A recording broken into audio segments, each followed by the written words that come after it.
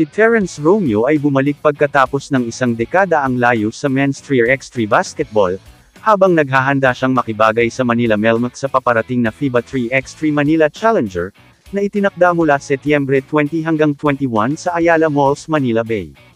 Nakatakdang bumalik si Terence Romeo sa 3x3 basketball, habang siya ay nababagay para sa Manila Melmac sa FIBA 3x3 Manila Challenger.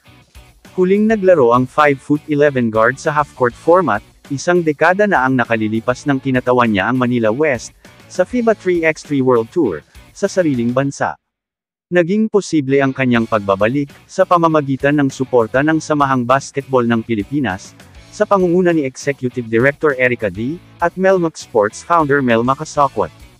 Makakatambal ni Romeo sina Mac Talo, Abdul Sawat, at Henry Ilocos sa ilalim ng head coach na si Chico Lanete. Nang walang kontrata sa PBA, natagpuan ni Terence Romeo ang kanyang sarili sa 3x3 ground, nang sumali siya sa Manila Melmac.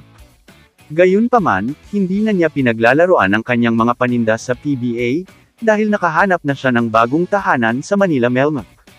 Bumalik sa 3x3 pagkatapos ng 10 taon, pinalakas ng dating Terraforma Jeep ang koponan na nakikipagkumpetensya sa FIBA 3x3 Manila Challenger, na nakatakda sa Setyembre 20 at 21 sa Ayala Malls, Manila Bay.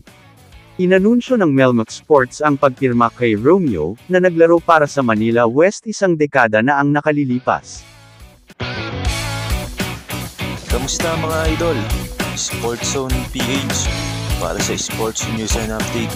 Kung bago ka pa lamang dito sa channel ko, pindutin mo na ang subscribe button at notification bell para lagi kang update sa mga sports news.